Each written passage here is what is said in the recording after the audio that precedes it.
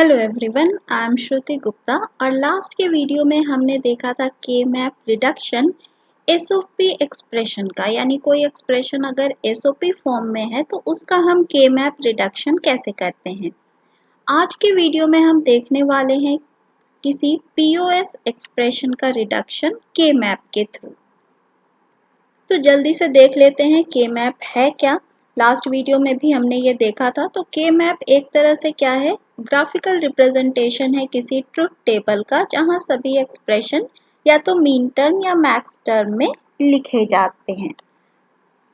और के मैप में सर्टेन नंबर ऑफ स्क्वायर्स होते हैं। ये डिपेंड करता है कि ट्रुथ टेबल में कितने इनपुट्स हैं, उसके हिसाब से हम स्क्वायर बनाते हैं। तो इसको और आगे डिटेल में देख लेते हैं।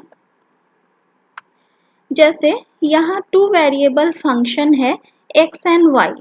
x एंड y दो इनपुट हैं, तो हमारे पास कितने पॉसिबल कॉम्बिनेशंस होंगे, 4। इसलिए हमने यहाँ क्या बनाया है, 4 स्क्वायर बनाया है, जिसमें हर स्क्वायर में कुछ सबस्क्रिप्ट नंबर है। जैसे यहाँ 0 का मतलब क्या है कि वह उस मैक्स टर्म को रिप्रेजेंट करता है, corresponding number of max term को रिप्रेजेंट करता है। तो 0 इसी तरीके से 1 2 3, ये 2 इनपुट वेरिएबल का फंक्शन है जिसको इस तरीके से रिप्रेजेंट करते हैं। अगर 3 इनपुट वेरिएबल है तो एक वेरिएबल को हम रो में रिप्रेजेंट कर रहे हैं और दूसरे 2 वेरिएबल को हम कॉलम्स में रिप्रेजेंट कर रहे हैं। जैसे YZ को यहाँ हम कॉलम में रिप्रेजेंट कर रहे हैं। हर स्क्वायर में जहां आउटपुट 1 मिल रहा है, जिन जिन मैक्स टर्म पर 1 मिल रहा है, हम उन पर 0 मार्क करते हैं। जैसे अगर 4 वेरिएबल अगर के मैप हमें बनाना है तो 2 वेरिएबल हम कहाँ ले रहे हैं, जैसे WX हम रो वाइज ले रहे हैं और YZ को कॉलम वाइज ले रहे हैं।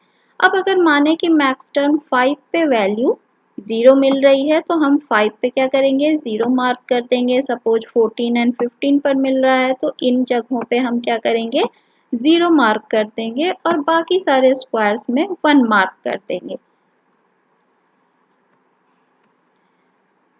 0 मार्क करने के बाद हम पेयर, क्वाड एंड ऑक्टेट ढूंढते हैं। पेयर क्या है, 2 0 का ग्रुप क्या कहलाता है, पेयर। इसी तरीके से 4 0 का ग्रुप क्वाड एंड 8 zeros का ग्रुप अगर बनता है तो यह ऑक्टेट कहलाता है। तो पीओएस रिडक्शन में हम 0 पे फोकस करते हैं। फंक्शन में वही मैक्स टर्म दिए रहते हैं जिनकी वैल्यू 0 मिल रही है, और उन मैक्स टर्म को हम के मैप के हर स्क्वायर में सबस्क्रिप्ट नंबर के हिसाब से 0 मार्क कर लेते हैं। फिर उन 0 को एनसर्कल करके पेयर, क्वाड या ऑक्टेट बनाते हैं। इसके अलावा 2 और स्पेशल प्रॉपर्टी हमने देखी थी के मैप की, मैप रोलिंग एंड ओवरलैपिंग।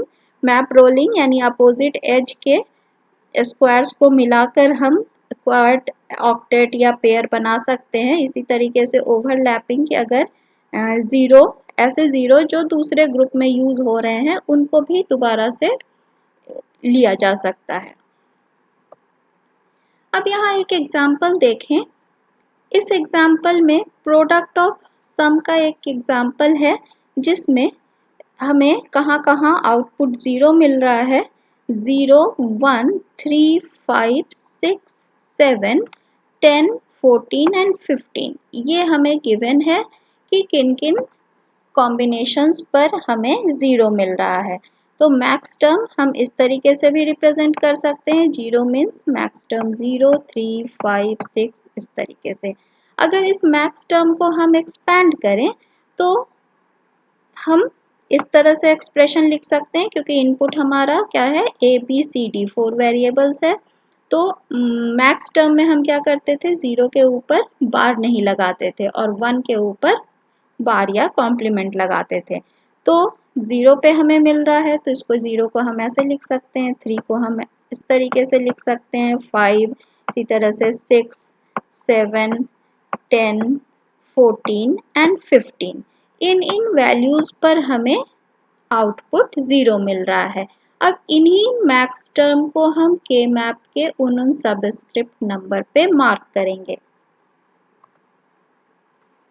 पहले हम ट्रुथ टेबल बना लें तो हमें कहाँ कहाँ वैल्यू 0 मिल रही थी। 0 पे 0 मिल रहा था, फिर 3 पे 0 मिल रहा था, 5 पे 0 मिल रहा था, 6 पे 0 मिल रहा था, 7 पे 0 मिल रहा था, 10 पे 0 मिल रहा था, 14 एंड 15 पे 0 मिल रहा था।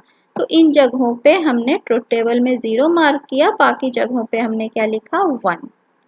तो ये आप पहले भी प्रोडक्ट ऑफ सम के वीडियो में देख चुके हैं कि ये कैसे हम रिप्रेजेंट करते हैं। तो इस फंक्शन के लिए हम पहले क्या करते हैं, एम्प्टी के मैप ड्रॉ करते हैं, जहां सबस्क्रिप्ट नंबर, ध्यान रखिएगा सबस्क्रिप्ट नंबर किस तरीके से फॉलो होता था, 0 1 3 2 then 4 5 7 6 then 12 13 15 14 and 8 9 11 10। Subscript number mark करके हम K map, empty K map draw कर लेंगे और जहां जहां आउटपुट 0 मिल रहा था उसको हम यहाँ 0 मार्क करेंगे। यानी 0 हमें कहाँ मिल रहा था, सबस्क्रिप्ट नंबर 0 पर 1 5 6 7 10 14 एंड 15 पर। अब इनको अगर हम देखें तो यहाँ हमें ऑक्टेट नहीं मिल रहा है, 8 1 का 8 0 का ग्रुप कहीं नहीं मिल रहा है। तो हम क्या करेंगे, फिर क्वाड सर्च करेंगे, यानी 4 0 का ग्रुप सर्च करेंगे। तो हमें कहाँ मिल रहा है, एक ये ग्रुप मिल रहा है, दूसरा ये ग्रुप मिल रहा है। तो यहाँ ओवरलैपिंग भी हो रही है, आप देख सकते हैं कि ये और ये ओवरलैप हो रहा है, ये 0 ओवरलैप हो रहा है दोनों क्वाड में। इसी तरीके से पेयर अब सर्च करेंगे तो ये पेयर हमारा बन रहा है, यहाँ भी 0 ओवरलैप हो रहा है और इस पेयर में भी ये 0 ओवरलैप हो रहा है। तो इस तरीके से हमें टोटल 2 पेयर और 2 क्वाड मिल रहे हैं।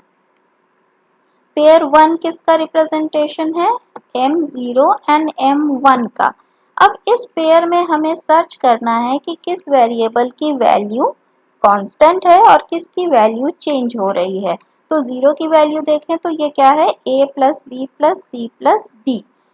1 की वैल्यू क्या है, a plus B plus C plus D complement. तो यहाँ देखें तो d कॉम्प्लीमेंट और यहाँ d, यानी d की वैल्यू चेंज हो रही है। तो हमारा रिड्यूस्ड एक्सप्रेशन क्या मिलेगा, a प्लस बी प्लस सी।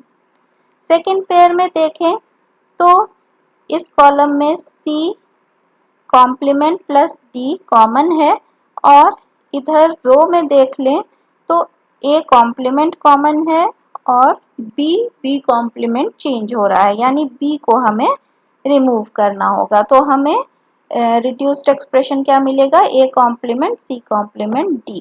इसी तरीके से क्वाड हमारा एक क्वाड बन रहा है m1 m3 m5 into m7 का।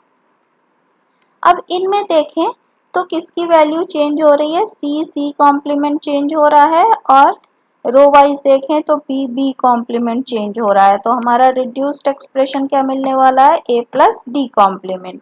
इसी तरीके से अगला क्वाड है M6 M7 M14 एंड 15 का।